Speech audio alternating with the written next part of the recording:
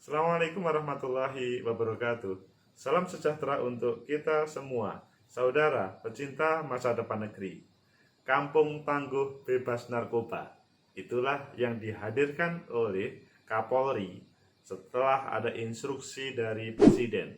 Bagaimana bebas narkoba? Apakah saudara setuju terkait dengan ini? Pasti setuju. Tapi masalahnya adalah apakah ini merupakan kebutuhan bagi kita bersama? Itu yang perlu kita cari sehingga nanti tidak ada yang muspro. Maksudnya ya ini sebuah program yang bagus, tidak hanya untuk membranding diri saja atau hanya sebuah program yang sesaat, karena pada saat ini ada proses penanganan COVID-19. Ayo kita ikuti dialog di TVRI. Pak Agus, ini ada banyak sekali inovasi-inovasi yang dilakukan, termasuk diantaranya adalah kampung tangguh. Kita sudah sering mendengar istilah kampung tangguh. Tetapi menurut Anda, Pak Agus, kira-kira sudah sejauh mana di Jawa Timur sendiri implementasi ini sudah dilakukan? Iya, sementara ini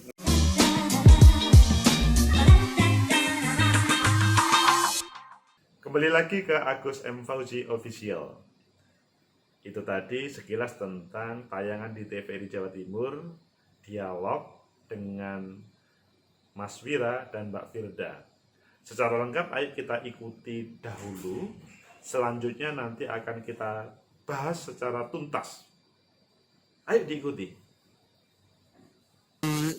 Ini ada banyak sekali inovasi-inovasi yang dilakukan, termasuk diantaranya adalah kampung tangguh. Kita sudah sering mendengar istilah kampung tangguh. Tetapi menurut Anda, Pak Agus, kira-kira sudah sejauh mana di Jawa Timur sendiri implementasi ini sudah dilakukan? apa itu namanya sebagai autokritik bagi kita bersama. Seharusnya keberadaan kampung tangguh itu hadir dari masyarakat. Oke. Kalau sekarang itu hadirnya dari taruhlah Presiden, Kapolri, yang hal itu kadang-kadang mempunyai persepsi yang berbeda ketika disampaikan ke masyarakat.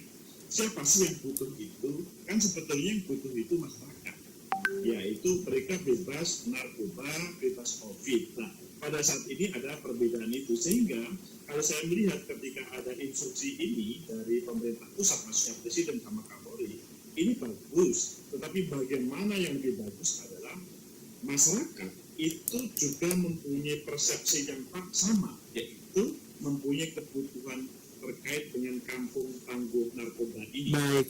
Pak Agus, berarti kalau Bapak tadi mengatakan ini ada persepsinya harus sama. Sudah sama belum, Pak Agus? Saya melihatnya sampai saat ini belum ada kesamaan persepsi terkait dengan apakah narkoba itu menjadi sebuah ancaman atau tidak bagi masyarakat kita. Karena kalau melihat pemerintah ketika menghadirkan instruksi tersebut, itu adalah sebuah kebutuhan. Tetapi masyarakat sebagian besar, karena mereka tidak merasakan terkait dengan hal ini, maka merasa hal ini belum. Nah, dari dasar mana pemerintah mempunyai kebutuhan tersebut? Nah, kalau maksudnya mempunyai informasi yang super baik, segera saja disampaikan kepada masyarakat, sehingga masyarakat itu mempunyai kebutuhan terkait dengan kampung tangguh bebas narkoba itu, Mas Wira. Begitu, Mas Wira.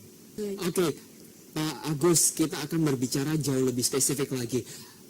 Artinya untuk bisa membuat masyarakat menjadi butuh, ini apa ya, instrumen apa Pak yang perlu kita lakukan? Apa yang perlu kita timbulkan kepada masyarakat? Pertama, dipastikan bahwa di sekitar lingkungan yang saya sampaikan yang saya sampaikan kepada Mbak Firda tadi ya, basis RT RW, kelurahan, desa, itu dipastikan memang semua masyarakat tahu berapa banyak orang di situ yang pemakai narkoba. Ketika sudah terdeteksi, baru selanjutnya kalau memang zero narkoba, maka di situ sifatnya antisipasi yang selanjutnya melibatkan seluruh warga. Tetapi kalau memang misalkan di situ 25% adalah narkoba, maka selanjutnya adalah bagaimana mengatasi para user narkoba ini meskipun tidak harus menjadikan musuh, menggandeng mereka, masyarakat semua menggandeng, selanjutnya mereka sadar, akhirnya kemudian bisa memberantas narkoba secara bersama-sama. Pada poinnya adalah berbasis masyarakat, begitu. Baik, artinya apakah harus ada sanksi yang mungkin lebih bersahabat begitu Pak untuk dilakukan dan diimplementasikan di kampung tangguh bersih narkoba ini? Sanksi itu adalah hal yang paling akhir. Yang paling awal adalah bagaimana pemerintah dan kepolisian itu menjadikan mereka sebagai keluarga yang bahaya kalau kena narkoba. Kalau misalkan mereka tetap tidak sadar-sadar, maka baru kemudian vonis itu mungkin diberikan, atau hukuman yang parah itu, atau bahkan hukuman yang sampai mati itu dilakukan tidak apa-apa. Tetapi yang pertama adalah bagaimana penyadaran dengan mereka itu menjadi bagian yang bisa membangun masyarakat secara bersama-sama. Begitu, Pak. Baik. Oke, Pak Agus, kira-kira kalau menurut Bapak, permasalahan narkoba ini kan bukan hanya sekali dua kali, tapi sudah sering sekali terjadi di daerah kita, di Jawa Timur, di Surabaya, di beberapa daerah di Provinsi Jawa Timur juga. Kira-kira dengan kondisi seperti ini sebenarnya apa sih yang melatar belakangi sehingga masih ada demand, masih ada permintaan di balik itu semua? Pertama, demand itu karena mereka sudah kecanduan. Nah, bagaimana kita itu menyadarkan dari kecanduan, menyelamatkan dari para pecandu ini. Kedua adalah dipastikan tidak ada kemiskinan atau tidak ada problem, karena sebagian orang yang konsumsi narkoba itu karena mereka adalah biasanya lari dari permasalahan, maka kemudian pengguna.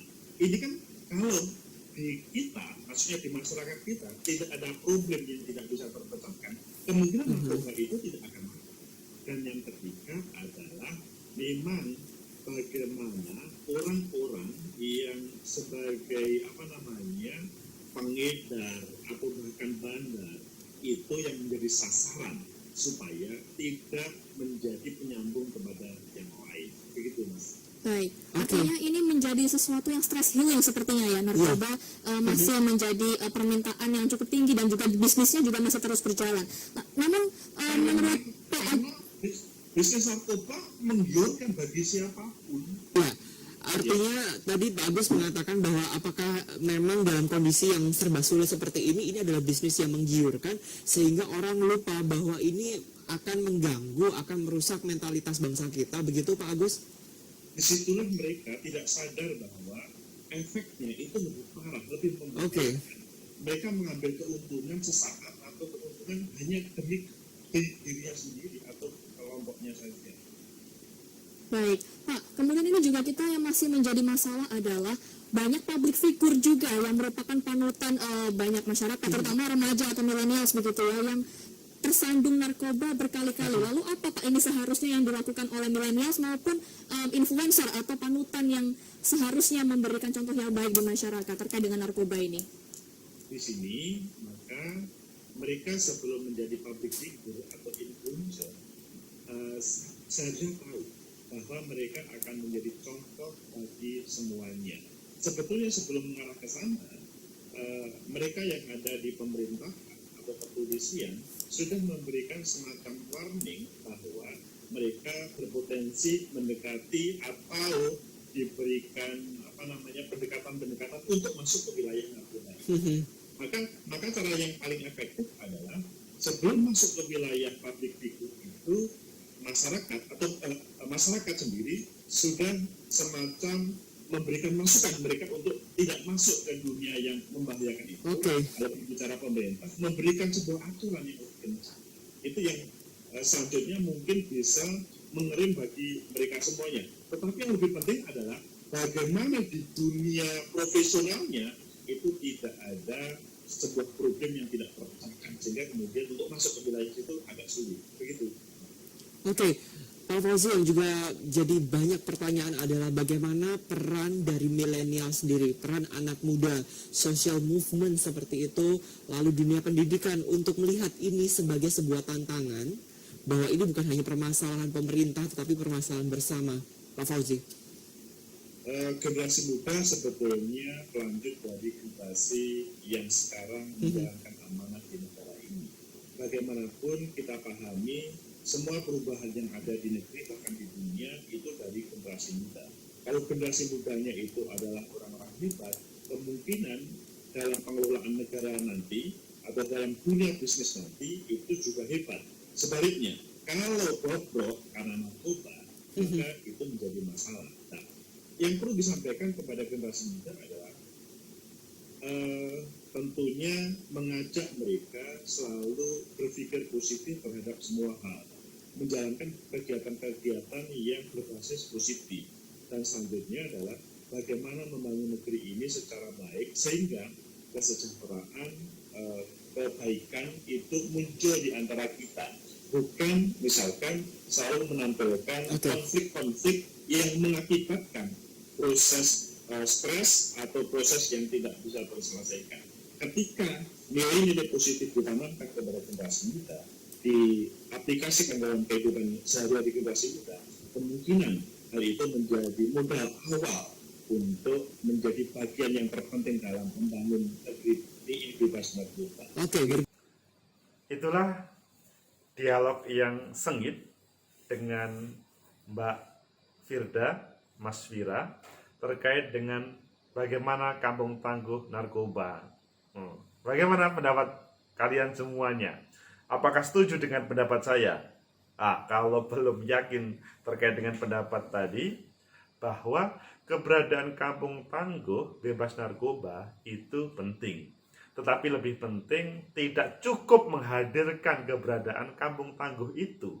Karena kalau berawal dari kampung tangguh dihadirkan oleh negara melalui kepolisian, maksudnya Polri, itu kan mungkin masyarakat agak bertanya, untuk apa sih kampung tangguh bebas narkoba itu dihadirkan?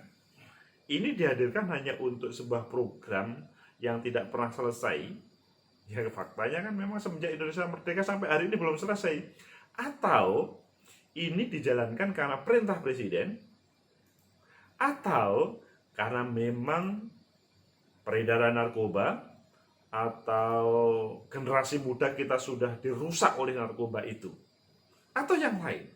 Tetapi sebetulnya sebuah program baik di pemerintah ataupun di masyarakat, kalau dasarnya itu adalah instruksional, maka kemungkinan dia bisa jalan, pertama.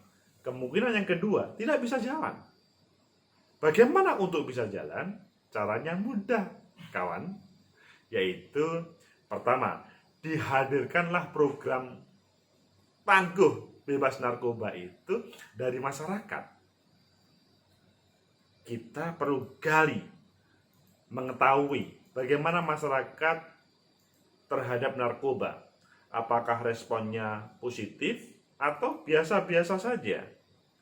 Tentunya hal ini sangat variatif antara kampung atau kelurahan yang tidak ada user narkobanya, begitu juga pengedar. Kedua, kampung atau yang sudah mulai terganggu dengan narkoba mungkin akan berespon dengan baik. Ketiga, kampung yang sangat merah karena narkoba, maka kemungkinan takut terhadap program itu karena ada ancaman dari para pengedar atau para orang-orang yang bermain narkoba di situ, atau bahkan sebaliknya sangat setuju. Tetapi kalau program ini berdasarkan dari kesadaran masyarakat untuk membebaskan diri dari narkoba, kemungkinan besar akan berjalan dengan baik. Itu yang paling penting, kesadaran masyarakat terhadap ancaman narkoba. Generasi muda kita yang lebih penting karena mereka adalah sosok-sosok yang akan menjadi pemimpin masa depan. Jadi bukan kita tidak setuju atau setuju dengan yang dihadirkan oleh Polri terkait dengan instruksi presiden tersebut, pasti kita setuju. Tetapi bagaimana untuk menghadirkan supaya hal itu bisa dijalankan dengan baik, dalam artian bagaimana ini merasa dimiliki oleh seluruh warga negara, Tidak cukup elit penguasa atau Polri saja yang mempunyai kewajiban untuk mengamankan negeri ini dari ancaman narkoba ini. Orang tua pasti mempunyai kepedulian terhadap anaknya supaya tidak terkena narkoba.